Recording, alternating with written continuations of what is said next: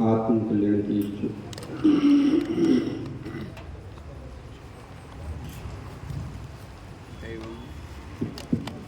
सुख शांति की इच्छुक यहाँ पर उपस्थित धर्मश्री भगवात्माओं, पंच परमेष्टि वाचक नमोकार मंत्र जो सभी पापों का नाश करने वाला है, पुण्य का विकास करने वाला है, हमारी यात्रा को मंगलमय बनाने वाला है।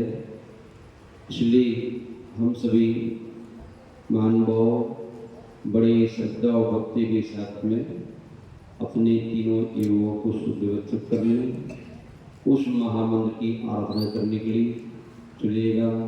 सभी हाथ जोड़ लें।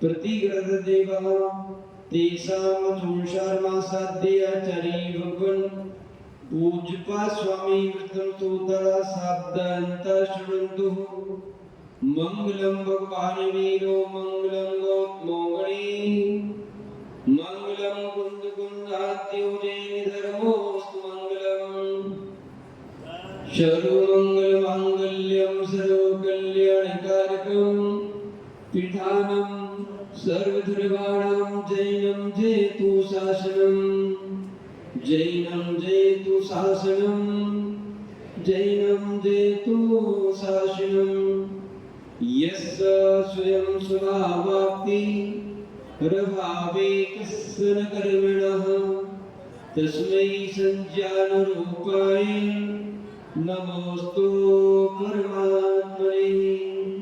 गुरु प्रातः स्मरणीय त्रिकाल वंदनीय परम पिता परमात्मा पंच परमेष्टि भगवान की आदिम तीर्थंकर आदिम बाबाई जरसी आदिनाथ भगवान की अंतिम तीर्थी भगवान महावीर स्वामी की परम पूज्य आचार्य भगवान पूजपा स्वामी मुनिराज की परम पूज्य आचार्य भगवान शांति सागर जी मुनिराज की परम पूज्य आचार्य भगवान नित्यानंदी जी मुनिराज की परम पूज्य गुरुदेव आचार्य भगवान वसुनंदी जी मुनिराज की परम पूज्य मुनि श्री सर्वानंद जी मुनिराज की तीन कमलों पर मुनि महाराजों की बोलिए जनानंद जी महाराज की जय। बोले परम पूज्य श्री पुण्यानंद जी महाराज की जय। बोले मुनि संघ की जय। आत्म कल्याण की इच्छुक एवं सुख शांति की इच्छुक यहाँ पर उपस्थित धर्मस्नेही भक्तात्माओं, वाचना प्रारंभ करने से पूर्व एवं वाचना सुनने से पूर्व सर्वप्रथम अपन सब मिलकर के अपने सौभाग्य की सराहना कर ले और अंतरात्मा से एक बार कह दें कि हम बड़े ही सौभाग्यशाली हैं। धन घड़ी यो धन दिवसियों में धन जन्म मेरो भयो और भाग मेरो उदय आयो दरस प्रभु जी को लख ले। धर्मस्नेही मन को जयेंद्र प्रभु की ये अमृतमय वाणी जो हमारी आत्मा को अजर अमर बनाने वाली है, यदि अंतरंग में पहुंच गई तो आचार्य भगवान कुंदकुंद देव ने भगवान की वाणी के बारे में कहा, जिन बयण मोषविणम विषय सुवरेणम अमे भूयम जर मरण वाई हरणम खय करणम सब दुखा। आचार्य भगवान कुंदकुंद देव हमारी आत्मा को अजर अमर बनाने का दिव्य संदेश बता रहे हैं। आचार्य भगवान कुंदकुंद देव ने कहा कि भगवान की वाणी जो 4 अनुयोग में विभक्त की गई है, प्रथमानि योग, कर्णानि योग, चरणानि योग, द्रव्यानि योग, ये वस्तु स्वरूप को बताने की शैलियां हैं 4 अनुयोग। अपन आपको आप से जोड़ने की शैली है, गलियां हैं, तरीके हैं। एक भी तरीका ऐसा नहीं है जो आपको आपसे मिलाने की दृष्टि न दिखाता हो, लेकिन हम शैलियों को पकड़ करके अपने आत्मा के स्वरूप को भूल जाते हैं, अपने स्वभाव को बिगाड़ लेते हैं। जबकि चारों शैलियां आपके स्वभाव को दर्शाने वाली हैं, विभाव से दूर करने वाली हैं। आचार्य महाराज कह रहे हैं यहाँ पर जीर्ण वैण मोषमिणम औषधि स्वरूप विशेष वरीणम, विशेष सुखों का वरीजन कराने वाली है। अमीर हुई, अमृत भूत थे। जैसे अमृत का पान करने पर सुना जाता है लोग अमर हो जाते हैं। देव कैसे होते हैं? अमर होते हैं, अमृत का पान करते हैं। ऐसे ही हम भी भगवान की वाणी का पान कर ले, अंदर से कर ले और अंदर के लिए कर ले, तो हम भी अजर अमर हो सकते हैं। आचार्य महाराज कह रहे हैं जर मरण वाई हरण, जो वृद्ध और मरण रूपी व्याधि आपको लगी है, जन्म जरा मृत्यु की जो व्याधि है, उसका हरण करने वाली है भगवान की वाणी। और खय करणम सब दुख का। यदि कोई कहे बोले महाराज हमारे जन्म जरा मृत्यु का हरण अभी नहीं करना है, अभी तो हमारे अंदर में तन की व्याधि है, धन की व्याधि है, पद की व्याधि है, मन की व्याधि है। इन व्याधियों का हरण तो पहले हो। तो आचार्य महाराज ने लास्ट पद में ये भी कह दिया खय करना सब दुख का। संसार में जितने प्रकार के दुख हैं, चाहे दुख आर्थिक हो, चाहे सामाजिक हो, चाहे पारमार्थिक हो, चाहे शारीरिक हो, जितने प्रकार के दुख हैं सभी दुखों का हरण करने वाली भगवान की वाणी है। लेकिन बस दृष्टियां चाहिए।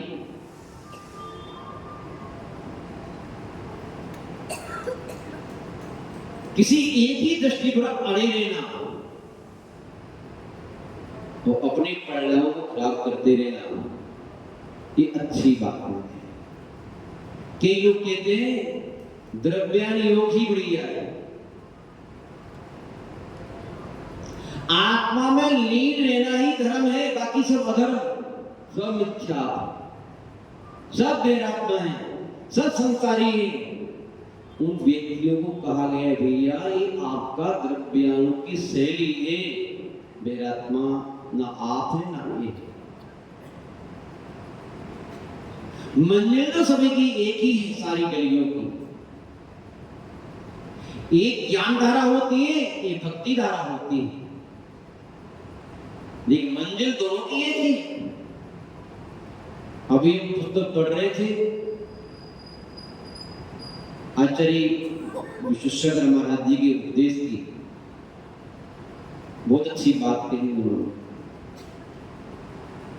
उसमें लिखा था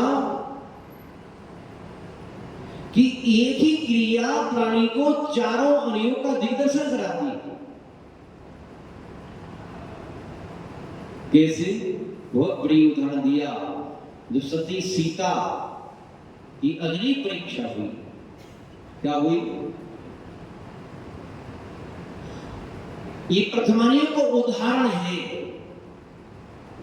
सत्य का, सत्य की परीक्षा करने हेतु, धर्म की परीक्षा करने हेतु।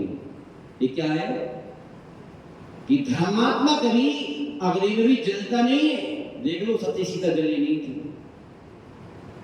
जिसके अंदर धर्म है वही व्यक्ति कभी आग में गिर के भी जल नहीं सकता, जहर उसे मार नहीं सकता। ये क्या है? प्रथमानी योग है। इसलिए आप धर्म को धारण करो, सत्य को स्वीकार करो, संयम को स्वीकार करो। धर्म प्राणी को अजर अमर बनाता है, मारता नहीं है। धर्म को स्वीकार करने वाला व्यक्ति तो मर के भी अमर हो जाता है।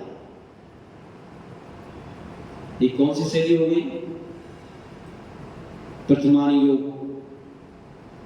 आपको धर्म की ओर आकृष्ट कर रहा है, अधर्म से हटा रहा है, संसार से हटा रहा है, सन्यासी बनने की प्रेरणा दे रहा है। सती सीता अग्नि के कुंड में भी जल के क्या हो गई? जली नहीं, अग्नि भी जल गया। तो जो है चरणियों कह रहे हैं ये सब सती सीता के शील की महिमा है। किसकी महिमा है? यदि सती सीता ने शील का आचरण नहीं किया होता, ब्रह्मचर्य का आचरण नहीं किया होता अंतरात्मा से, तो ये जल की राख हो जाती है। आज क्या हो जाती? इसलिए हमें अपने चरणानियोग को, अपने आचरण को निर्मल रखना चाहिए, अर्थात हमें पाप से बचाना चाहिए, तीनों योगों को पुण्य में लगाना चाहिए। अपने तीनों योगों की परिणति को असुख से हटाना चाहिए, सुख से जोड़ना चाहिए। ये क्या हो गया? चरणानियोग है। चरणानियोग आपको असुख से हटने की और सुख से जुड़ने की प्रेरणा देता है, पाप को छोड़ने की और पुण्य क्रिया में लगने की प्रेरणा देता है। ये चरणानियोग की शैली। लेकिन कर्णानियोग ने पूछ लिया कि सती सीता जिस कुंड में कूदी उसमें अग्नि थी, जल कैसे हुआ? तो कर्णानियोग कहते हैं ये सती सीता का पुण्य। क्या? सती सीता का पुण्य। उसके पुण्य का प्रताप इतना था कि अग्नि भी उसको जला नहीं पाई। क्या? उसके पुण्य का प्रताप इतना था कि अग्नि उसको जला नहीं पाई। ये कौन सी शैली है? कर्णानियोग की शैली है। इसलिए आचार्य भगवान कह रहे हैं, सदैव अपनी कसायों को मंद करके, असुख से हट करके, सुख से जुड़ करके पुण्य का अर्जन करो। काय का अर्जन करो?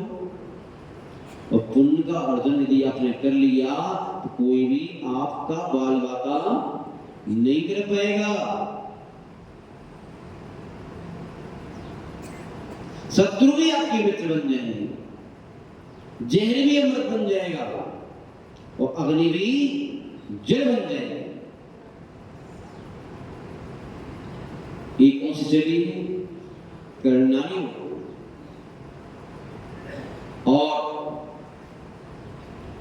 द्रव्यानियोग से पूछा। किससे पूछा? द्रव्यानियोग से पूछा, ये बताओ ये अग्नि का जल कैसे हुआ? बोले ये सती सीता की अंतरंग की परिणामों की परिणति। क्या? परिणामों की परिणति। उसने सोच लिया शरीर चल सकता है, मेरी आत्मा जो ले सकते। हे भगवान, यदि मैंने किसी परपुरुष को देखा भी हो गंदी निगाह से, तो मेरा शरीर जल की राख हो जाए, अन्यथा मेरा शरीर में बाधा नहीं आना चाहिए। ऐसा सोच करके मेरी आत्मा अजर अमर है, किसी को जगा नहीं सकता। इस प्रकार की धारणा बना करके मणिकुंड में 9 बार नवोत्तर का जाप करके कूद गई और देवों ने की महिमा से क्या हुआ? जल बन गया और कमल की धर्मश्री महानुभाव आचार्य भगवान आपको बताना चाह रहे हैं, ये चारों अनुयोगों की जो शैली है, ये आपको आपसे मिलाने का की प्रक्रिया है, ये उद्देश्य नहीं है। आचार्य भगवान पूछपा स्वामी महाराज भी इस उपदेश के माध्यम से आपको वही ले जाना चाह रहे हैं, आपको आपकी स्वभाव की इनकी द्रव्यानियोग की शैली पर से परे करके परमात्मा से मिलाना चाहते हैं आपको। पहले आचार्य भगवान ने संसार के स्वरूप को बताया कि भैया ये संसार का परिवर्तनशील है, दुखमय ही है। कैसा है? विपत्ति मातलो मूला नहीं, विपत्ति पदकी बात वायते यावत्ता वत्तुंगा प्रचुरा बबता परा।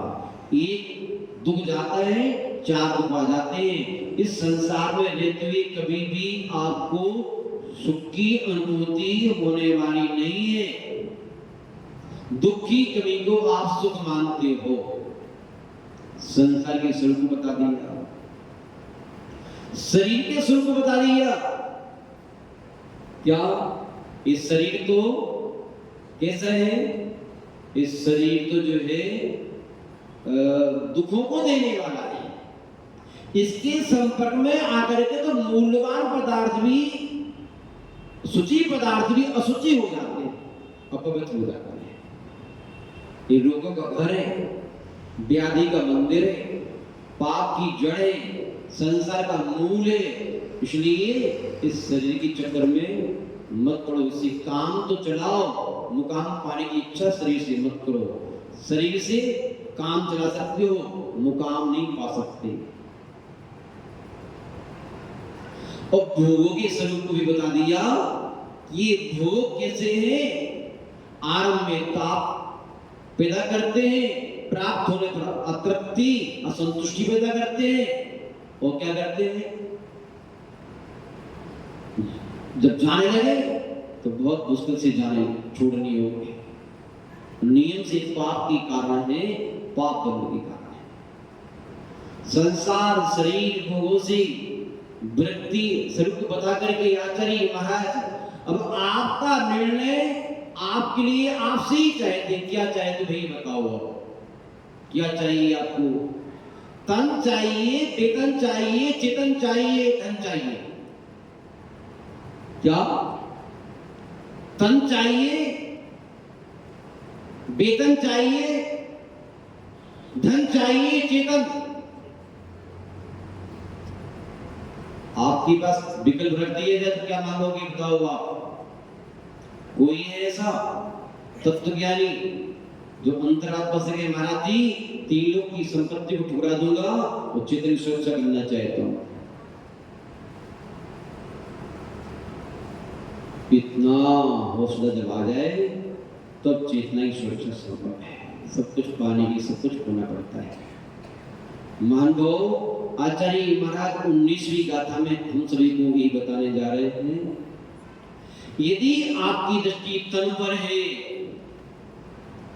तो चेतन की दुर्गति, और यदि दृष्टि आपकी चेतन पर है तो तन की दुर्गति। तो क्या चाहते हो? पढ़ ले बड़ी गाथा सूत्र पढ़ ले। यज्जीवस्योपकाराय तद्देयस्यापकारकम्, यज्जीवस्योपकाराय तद्देयस्यापकारकम्, यद्देयस्योपकाराय तज्जीवस्यापकारकम्। पढ़िए 3 बार जोर से पढ़िए।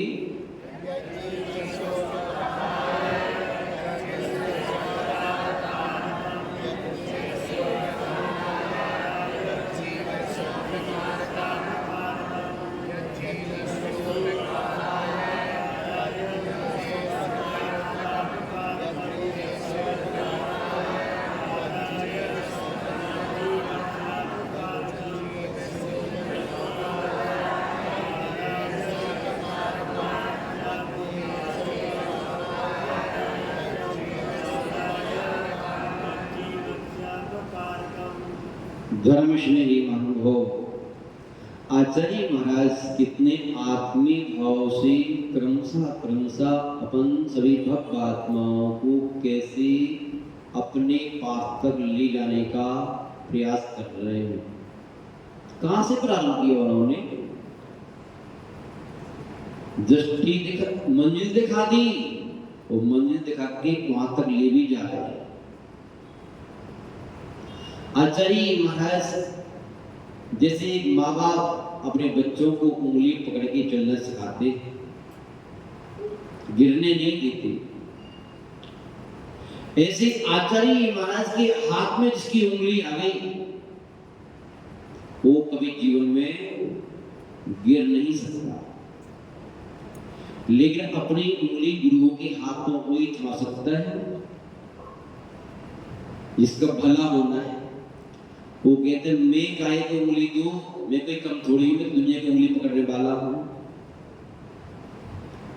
वो व्यक्ति कभी गिरने से बच नहीं सकता, आज नहीं कल गिरेगा ही गिरेगा।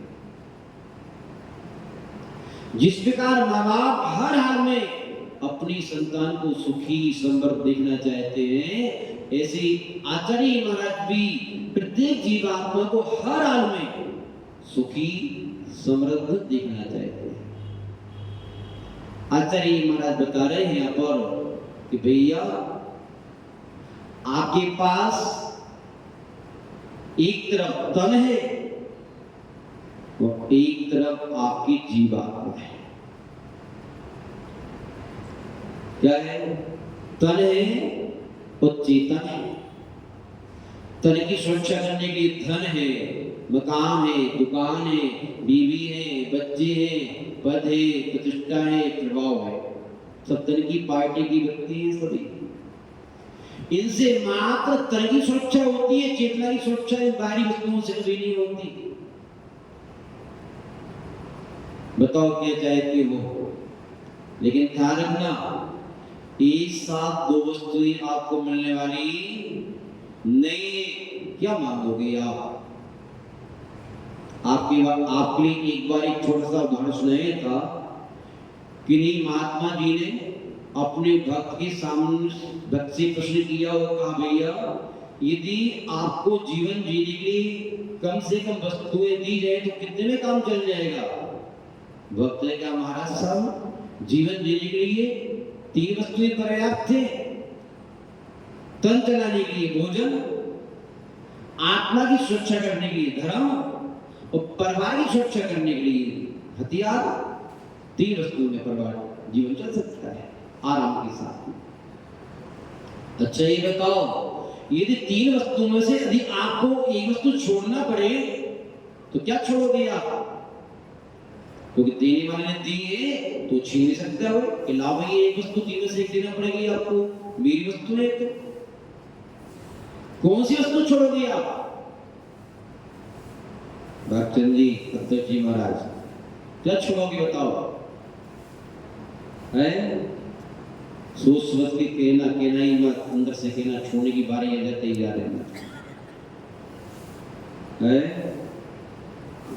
केने को सभी यही कहेंगे, महाराज जी हम जो है हथियार छोड़ देंगे, क्योंकि आप लोग पढ़े लिखे व्यक्ति हो कि महाराज जी हथियार छोड़ देंगे। प्रत्येक जीवात्मा अपने अपने कर्मों से जीती है और मरती है, सो अपने अपने कर्म की भोगता है, इसलिए मैं चिंता नहीं करता किसी की, सो अपने अपने कर्म सुख दुख भोगेंगे, हथियार छोड़ दूंगा।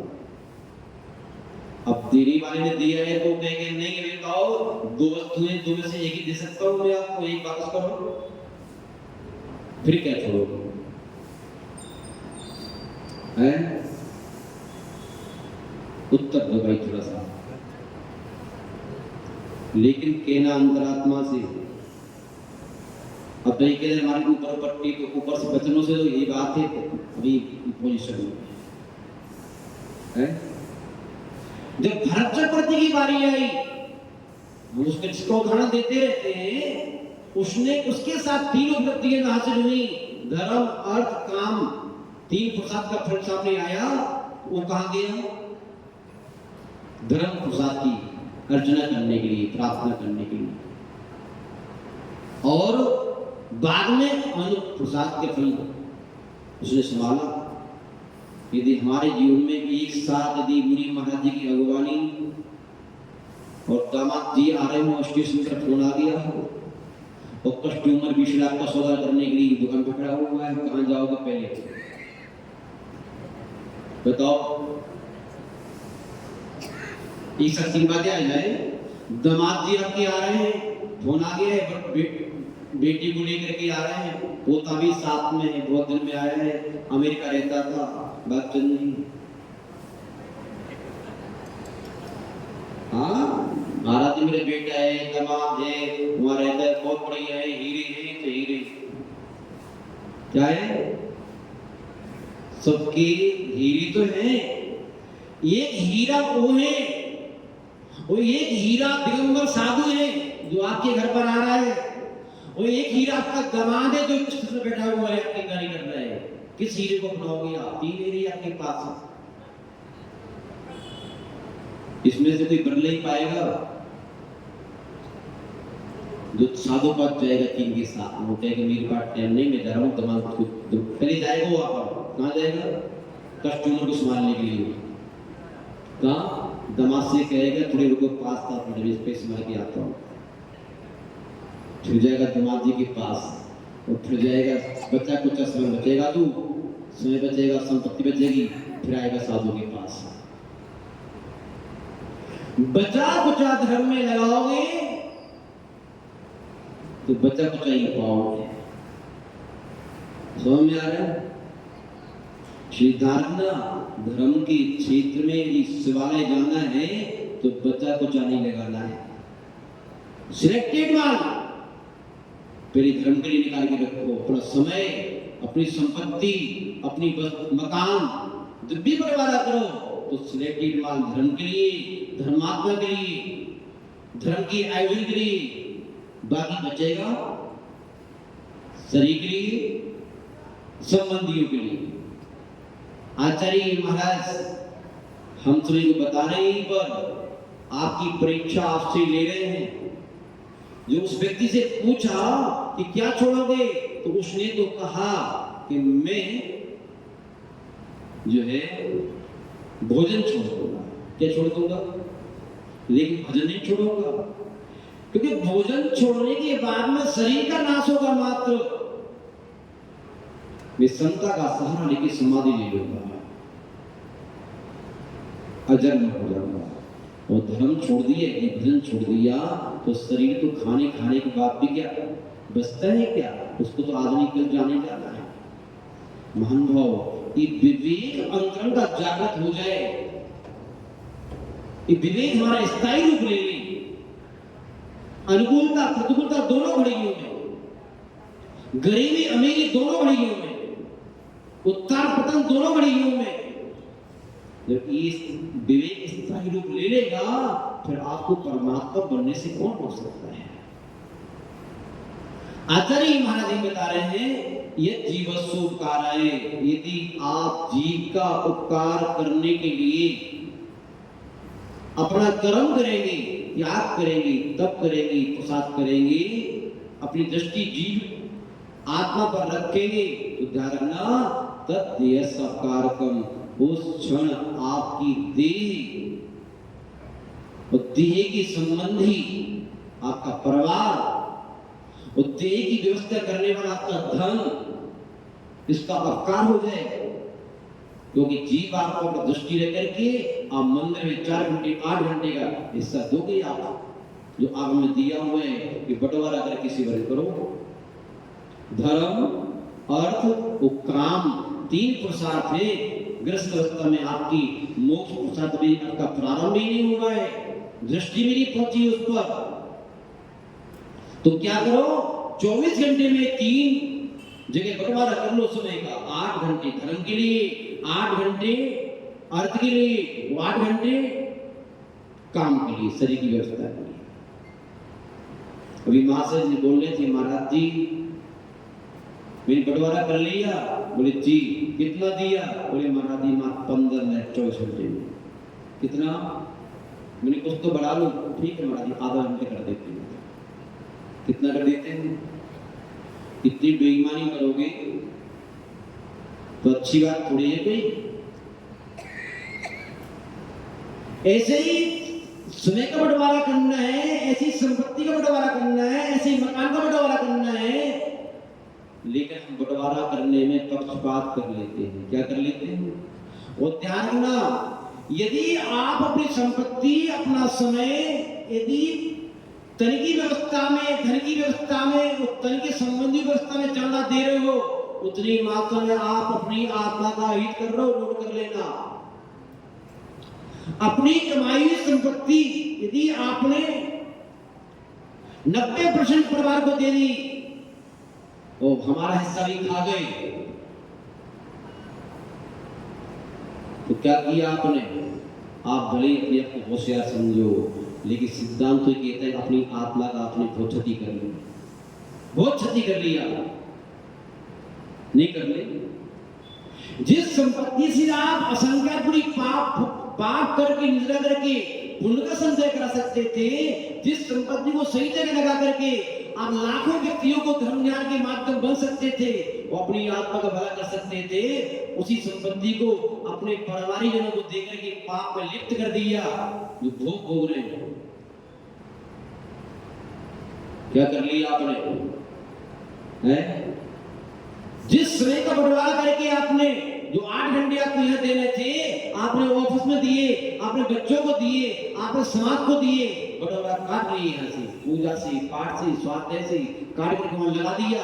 क्या किया? आपने अपनी आत्मा का अहित किया और संबंधियों का हित करने का प्रयास किया। कर दो, कोई गारंटी नहीं है, उनका हित तो उनकी पुण्य पाप से होगा, तुम्हारी करने से होने वाला नहीं है। आपकी संपत्ति तो पुण्य पाप से आएगी, आपकी दुकान पर बैठने से नहीं है। लेकिन हमारा भ्रम रहा कि 8 घंटे यहाँ से कुछ समय निकाल करके दुकान पर देंगे तो दुकान चलने लगेगी, ये 8 घंटे से समय निकाल करके व्यायाम प्राणायाम करेंगे तो शरीर स्वस्थ रहेगा, यहाँ से निकाल करके यदि हम अपने परिवार को देंगे, परिवार में प्रेम बना रहेगा। लेकिन हमारा ये भ्रम रहा, महान बाप कुछ नहीं किया, आपने यहाँ से समय बचा करके अपनी आत्मा का अहित किया। क्या किया? बचा बचा के रखते रहे, न खाया न दान किया, संपत्ति भी उसमें की तो बचा बचा करके कहाँ लगा दी? पाप में लगा दी। पुण्य के हिस्से का माल पाप में लगा दिया। आपने क्या किया? यही तो आचार्य महाराज कह रहे हैं, जीव सोकाराय तद्देह सत्कार करना। आपकी तीनों युगों की परिणति यदि देह के उपकार के प्रति अग्रसर है तो आत्मा का अपकार हो रहा है, और आत्मा के उपकार के लिए यदि आपकी संपत्ति समय लग रहा है तो आपकी शरीर का, आपके संबंधियों का अपकार हो रहा है। ऐसा अध्यात्म कहता है। कौन कहते हैं? अध्यात्म कहता है। और आगे क्या कह रहे हैं स्मृति में? यदि उपकार है, देह के उपकार लग रहा है तो जीव संस्कार करो, तो आपके जीव का अपकार हो रहा है। अब कहाँ लगाना है आपको? आपका निर्णय आपके पास है, आपका चुनाव आपको करना है। देही को चुनना है, देही को चुनना है कि देही को चुनना है? क्या देही को चुनना है कि देही को? चुनाव आपका है। दोनों खड़े हैं चुनाव में, किसको जिताना है? मरने वाले को कि अजर में रहने वाले को? एक राजा ऐसा है जो अजर अमर है, तो ये मरेगा नहीं। वो एक राजा ऐसा है कि भूत बनने वाला है मरने के बाद। जितने भी शरीर से पद पे आते हैं, भूतपूर्व प्रधानमंत्री, भूतपूर्व अध्यक्ष, भूतपूर्व मंत्री, सब भूत बनने वाले हैं। वो आत्मा को राजा बना दिया तो अभूतपूर्व हो जाएगा। किसको देना है वोट? किसको वोट डालना है? अपने तन का वोट, अपने धन का वोट, अपने पद का वोट, अपनी प्रतिष्ठा का वोट, सारे वोट ला करके आत्मा के कुछ में डाल दोगे तो आप जो है क्या हो जाओगे? हाँ, ध्यान रखिएगा। अगली पंक्ति और पढ़ लें तो 5 मिनट बाकी, ये अगला 20वां करने आज सोच के ही आए। वो अभी आपको छोटी सी कहानी सुनाना है, ये भी सोच के आए। इतिश्चिंता मणिर्दिव्य इतः पिंड्याखंडिकम् इतिश्चिंता मणिर्दिव्य इतः पिंड्याखंडिकम्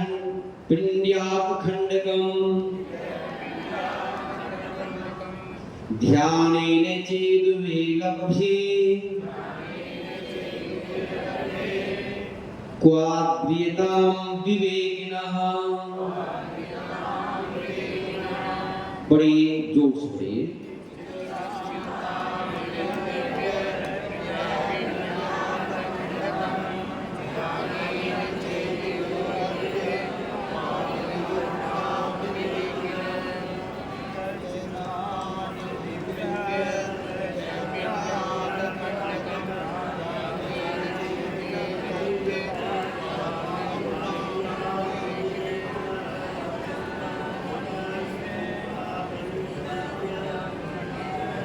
खिचड़ी बनेंगी, खिचड़ी एक साथ नहीं पढ़ रहे हो, चलिएगा। धर्मश्री मंडो आचार्य महाराज इस पंक्ति में बहुत अच्छी बात कह रहे हैं। जैसे कोई पिता अपने बेटे के सामने, संतान के सामने दो वस्तुएं सामने रख देता है कि एक तरफ तो आखिरी हीरा है, हीरा क्या कोमल हीरा है, ये चाहते हो कि एक आप टॉफी का पैकेट चाहते हो, क्या चाहते हो, टॉफी का पैकेट। तो बालक क्या मांगेगा, क्या मांगेगा, बताओ क्या मांगेगा, टॉफी का पैकेट मांगेगा, वो हीरा नहीं मांगेगा। क्या मांगेगा, मुझे हीरा नहीं टॉफी का पैकेट। आप कहोगे कितना बड़ा ज्ञानी है, टॉफी मांग रहा है, हीरा नहीं मांग रहा है। और आप तो ज्ञानी हो, आप तो बहुत बड़े ज्ञानी हो, तो तीन लोग के नाक के सामने जाकर ये क्या मांगते हो, ध्यान रखो, यही बताने वाले हैं। पर चिंता मणि दिव्य, एक तरफ दिव्य चिंता मणि रत्न है आपके पास, क्या है, दिव्य चिंता मणि रत्न, जिसके पास जाते ही साथ आपकी समूची वस्तुएं चिंतन करने मात्र से आपको प्राप्त हो सकती है। और इतः पिंड्यखंड का दूसरी ओर खली का टुकड़ा श्रीमता से रहे, दो कोने करने, दोनों वस्तुएं आपके पास हैं और दोनों वस्तुएं सामने रहते हुए ध्यानिने चिद्विलब्धे, ध्यान के द्वारा, ज्ञान के द्वारा, पूजा के द्वारा, त्याग के द्वारा, तप के द्वारा, आपके प्रत्येक सत्कर्म के द्वारा, आपकी जाप के द्वारा, जितने भी धर्म कर्म आप करते हैं उस सबके द्वारा आपके दोनों मिल सकते हैं। आपने पूजा प्रदान किया, आपने त्याग तपस्या की, तो आपसे कहा बताओ क्या चाहते हो पूजा के बदले, आपने पूजा की है, भगवान आ जाए आपसे पूजा, क्या चाहते हो। तो आचार्य महाराज परीक्षा कर रहे हैं आपकी दृष्टि की, ध्यान में चेदवे दोनों के उपस्थित, चेदवे लंबे दोनों के उपस्थित होने पर क्वात्रतम विवेकना, विवेकी व्यक्ति क्वात्रतम किस पे आधार करेगा, बताओ, विवेकी व्यक्ति क्या मांगेगा। जैसे आपसे कहा कि एक पिता ने, एक राजा ने एक बालक के सामने दो वस्तुएं रखी, एक टॉफी का पैकेट और एक दिव्य रत्नों से भरा पैकेट, तो बालक क्या मांगेगा, टॉफी का पैकेट, और विवेकी क्या मांगेगा, हीरा। और आपके सामने आचार्य महाराज रख रहे हैं कि आपकी पूजा पाठ के बदले एक तरफ आपका मोक्ष सुख और एक तरफ संसार का सुख, क्या चाहिए बताओ। बोले महाराज जी अभी नहीं, अभी धर्मश्री महानुभाव आचार्य महाराज कह रहे हैं कि जो विवेकी होगा, ज्ञानी होगा, वो मांगेगा क्या, मुझे नहीं चाहिए कुछ, मुझे क्या चाहिए, और सही मायने तो मोक्ष सुख भी नहीं मांगता, मुझे कुछ नहीं चाहिए, मुझे ध्यान में आनंद आ रहा है। क्योंकि जिसकी दृष्टि फल पर होती है उसे पूजा का आनंद नहीं आता, और जिसे पूजा का आनंद आता है, पूजा का आनंद तो आता ही आता है, उसे मोक्ष का फल अवश्य मिलता है। फल पर रख के कोई क्रिया, फल पर दृष्टि रखते कोई क्रिया मत करो, निष्काम कर्म करो। क्या करो, निष्काम, और निष्काम कर्म करोगे तो निकम्मे बन जाओगे। क्या बन जाओगे, निकम्मे। हाँ, फिर कुछ करना नहीं पड़ेगा आपको। यदि आपको कोई निकम्मा कह दे तो कहोगे तुम निकम्मा, तुम्हारा बाप निकम्मा, तुम्हारा पूरा परिवार निकम्मा। हम कहे कि निकम्मे, कमा के खाते, काम का खाते, हराम को नहीं खाते। लेकिन ध्यान रखो, यहाँ चाहिए महाराज निकम्मे से अर्थ है कि आठों कर्मों से रहित हो जाओगे, अजर हो जाओगे। मान कहो एक बालक था, 10 बात पेट में अपनी कहानी करेंगे, बहुत अच्छी कहानी है। कल बहुत देर तक पढ़ते रहे हम, तो मन कह रहा है कि आपको जरूर सुनाए। उपयोगी एक बालक था जो बेचारा सुंदर था, बात पढ़ता भी थी, ज्ञानवाणी करता छोड़ भी ठीक था, लेकिन आर्थिक दृष्टि से कमजोर बहुत था। एक निम्न परिवार में जन्म लिया था। उसने सुना था यहाँ का राजा बहुत सुंदर है, उदार है, धर्मात्मा है, सब उसी के राज में पढ़ रहे खुश रहे थे। तो उस बेटे ने अपनी माँ से प्रश्न किया, माँ मुझे राजा से मिलना है।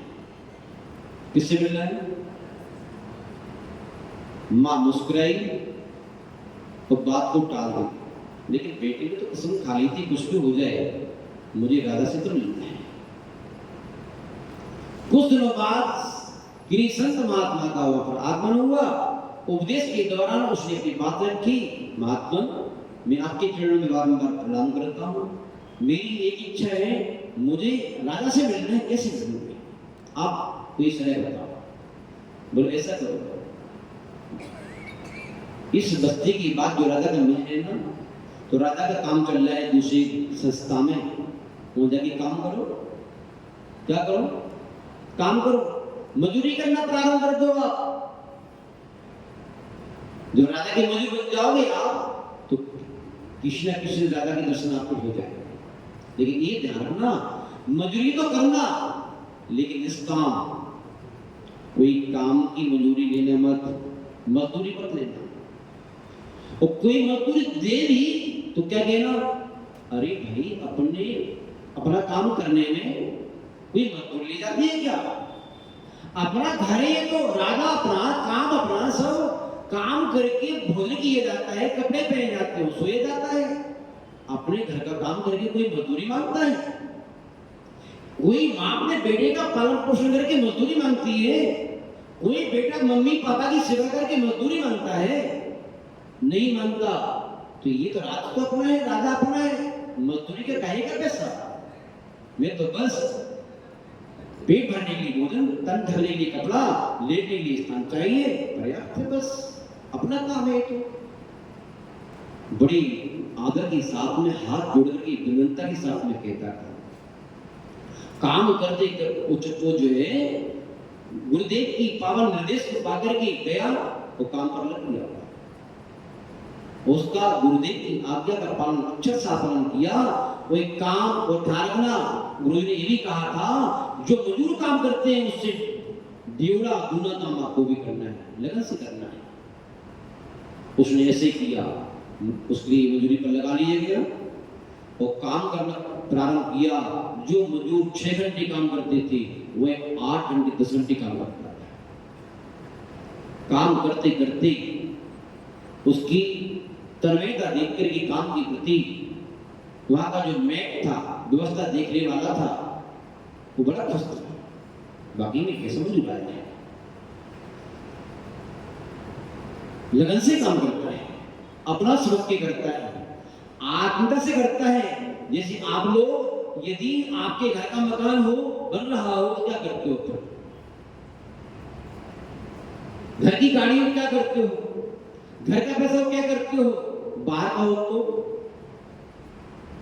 धर्मश्री महानुभाव 1 महीना पूरा हो जाने के बाद में उस व्यक्ति की वेतन बांटने का नंबर आया। जो मजदूरों को पैसा दिया गया वैसे ही मजदूरी उसको देने को तैयार कि आप भी प्राप्त करो, आप तो काम तो बहुत बड़ी करते हो, वैसे तो आपको ज्यादा मिलना चाहिए। बड़े आदर के साथ में ध्यान रखो, जो मजदूर काम ज्यादा करते हैं, पैसा कम लेते हैं, उन लोगों को उसका मालिक बड़े आदर से पैसा देता है और ध्यान भी रखता है। जो मजदूर पैसा ज्यादा लेते हैं, काम कम करते हैं, तो मालिक कहते बड़ा हरामी है। क्या? बड़ा हरामी है। उसके लिए सही दिशा से उसके लिए सम्मान नहीं मिलता, इज्जत नहीं मिलती, मात्र पैसा ही मिलता है, और मौका आने पर सहयोग नहीं मिलता, हरामी है। धर्मश्री महानुभाव हुआ क्या, जब पैसा दिया गया तो बड़े हाथ जोड़ लिए उसने, बड़े महानुभाव, राजा अपना है, काम अपना है, वो अपने काम का नहीं पैसा लिए जाता है। अपना काम घर का है, घर का काम करके तो विश्राम किया जाता है, भोजन किया जाता है, कपड़े पहने जाते हैं, आपसे मुझे वस्त्र भी मिल रहे हैं, सोने को स्थान मिल रहा है, करने को भोजन मिल रहा है, ये मेरा वेतन है, मुझे कुछ नहीं चाहिए। धर्मश्री महान भाव बहुत प्रयास किया कि वेतन नहीं लिया उसने। 10-5 दिन बीत जाने के उपरांत राजा आया इंक्वायरी करने के लिए, काम कैसा चल रहा है, बिल्डिंग कैसी बन रही है, काम चल रहा है कि नहीं चल रहा है, सबकी इंक्वायरी की। लेकिन देखा क्या, शाम के वक्त सारे मजदूर काम कर करके चले गए हैं, लेकिन ये बालक जो 18-20 वर्षीय बालक है अभी भी काम में लगा हुआ है, लिखाई कर रहा है, खाना उठा के रख रहा है, पिछाई कर रहा है, व्यवस्था कर रहा है, झाड़ा पोछी कर रहा है। राजा ने देखा कि सारा काम हो चुका है, शाम हो चुकी है, मजदूर चले गए हैं, ये व्यक्ति कौन? बोले महाराज साहब मजदूर है तो अभी तक काम क्यों कर रहा है? बोले महाराज ये स्थिति बड़ी अजीब स्थिति है, ये धरती का देवता है। क्यों? बोले महाराज जब से काम करने आया है सब मजदूरों की अपेक्षा 1.5 गुना तो काम करता है, वो महीना आया हमने तनख्वाह देने की बात करी तो कहता है ये काम तो हमारा है, राजा हमारा है, राज हमारा है, अपने काम के पैसे लिए जाते हैं क्या? भोजन किए जाता है, कपड़े पहने जाते हैं, वो सोए जाता है, वो घर की वृद्धि की जाती है, संपत्ति से, प्रभाव से, अपनी उन्नति के बारे में सोचना चाहिए, घर के बारे में तो मैं करता हूं। इस प्रकार की बात सुनकर के राजा ने उस बालक को बुलाया आत्मिकता के साथ में, बेटा उस व्यक्ति ने परिचय कराया ये यहाँ के राजा हैं। तुरंत हाथ जोड़ चरण छोड़ी बैठ गए, हुजूर आ गया। बोले आप काम बहुत प्रिय करते हो, 1 दिन पूरा हो चुका है और जो है सब मजदूर की अपेक्षा ज्यादा काम करते हो, इसलिए मैं चाहता हूं आपको सब मजदूरों की अपेक्षा दूना वेतन दिया जाए। उस हाथ जोड़ी, कृपा दृष्टि, कृपा निधान, आप हमारे राजा हैं। किसकी राजा है? हमारे राजा हैं, राज भी हमारा है, वो काम भी हमारा है, इसलिए काम के पैसे दूसरों के यहां मजदूरी करने जाओ तब लिए जाते हैं, अपने घर में किए गए काम के पैसे नहीं लिए जाते, मजदूरी ली जाती, कपड़े पहने जाते हैं, भोजन किए जाता है, विश्राम किया जाता है, वो हमारी मिल रहा है। और रही आपकी इच्छा की बात, क्या आपकी इच्छा है वेतन देने की, तो महाराज आपका दर्शन ये मेरा वेतन है, मैं इसी दृष्टि को लेके आया था, दर्शन हो गए। इस प्रकार की वार्ता को सुनकर के राजा के अंदर लगा कि बातेंगे बड़ा होना वाला था उनको। ऐसे ही भारतीय व्यक्ति के साथ उपस्थिति में मेरे राज की इच्छा हो सकती है, तो उसको घर ले गया और 2-5 बरस अच्छी पढ़ाई करा करके, प्रैक्टिस करा करके उसको मंत्री बना दिया अपने राजा, अपने राज्य का। क्या बना दिया? इससे बड़ा मंत्री कोई नहीं हो सकता है, कितना उदार है, राज को अपना मानता है। जब वो बालक 40-45 वर्ष का हुआ और राजा वृद्ध हो गया, तो उसने सोचा कि इतनी मुश्किल से राज का विस्तार किया, इस राज की सुरक्षा इसके अलावा कोई कर नहीं सकता है, तो उस बालक को राजा बना दिया, उसने संन्यास ले लिया। महान भाव, वो राजा कौन है?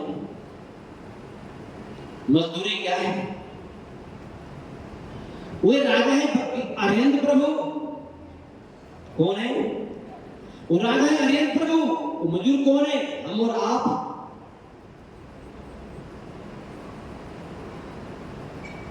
मजदूरी क्या है? जो मांग लो सो, धन मांग लो, तन मांग लो, बेटी मांग लो, बहू मांग लो, शादी मांग लो, विवाह मांग लो, स्वास्थ्य मांग लो, अब्बई मांग लो,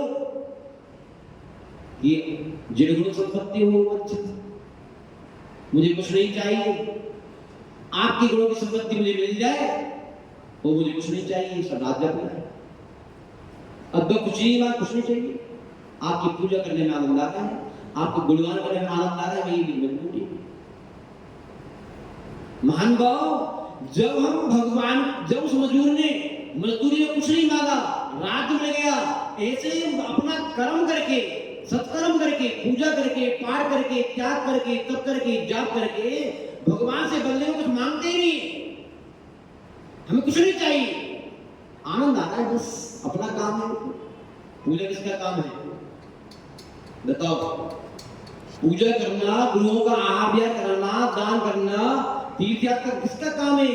एक काम भगवान का नहीं है, एक काम गुरुओं का नहीं है, एक काम अध्यक्ष मंत्री का नहीं है। सत्कर्म करना ये आपका काम है, वो आपके लिए आपको राज दिलाने वाला है।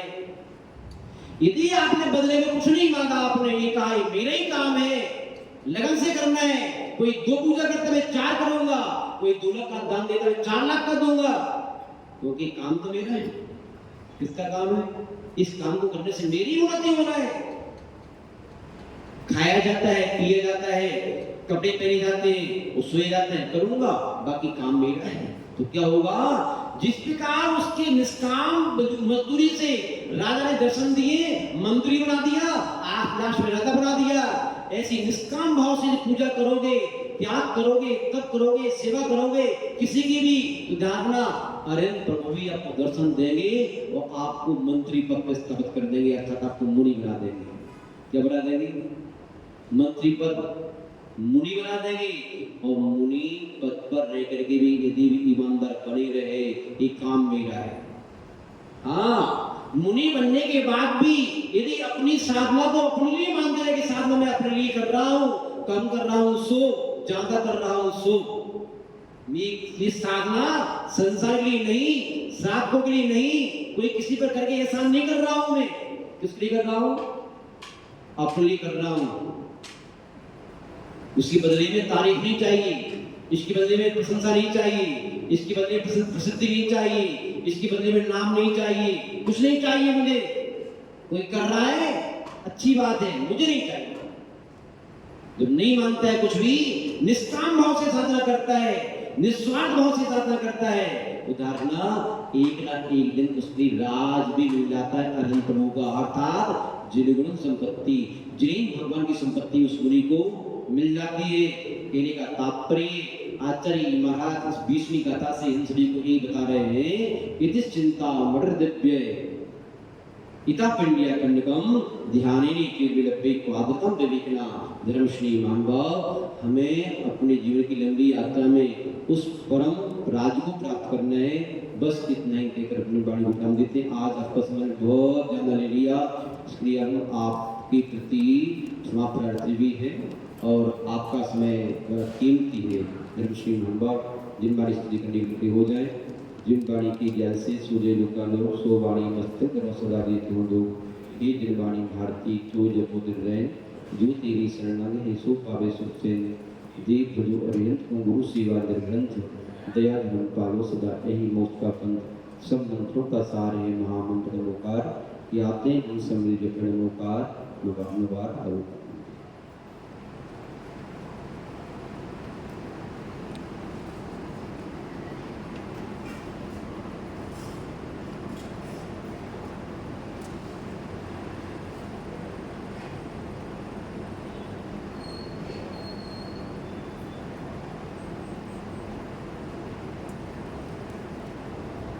द्वास हमारी माता की जय। परम पूज्य गुरुदेव आचार्य परम जी मुनिदास की जय। तीन तीनों गुरु मुनि महाराज की जय। आचार्य श्री का अर्घ चढ़ाएंगे।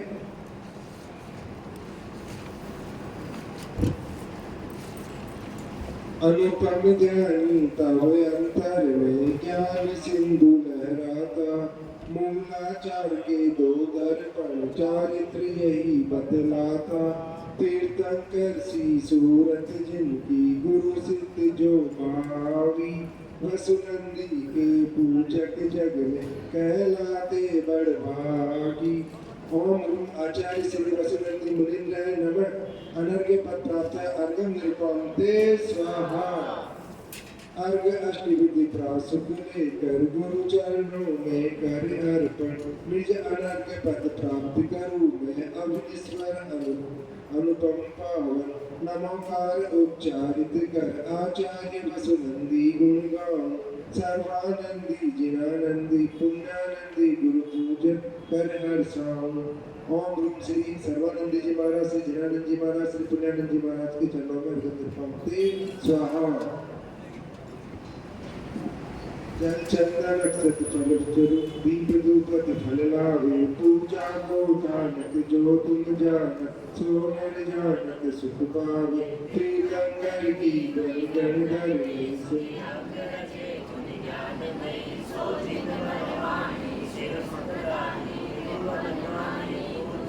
ओम ह्रीं श्री जिन्मुखो सरस्वती देवे अर्घ्यं अर्पणते स्वाहा। बोधि समाधि परिणाम सिद्धि स्वात्मोपलब्धि शिव सौख्य सिद्धि चिंतामणि चिंतित वस्तुदाने त्वं वंदमानस्य ममास्तु देवी। नवकार मंत्र।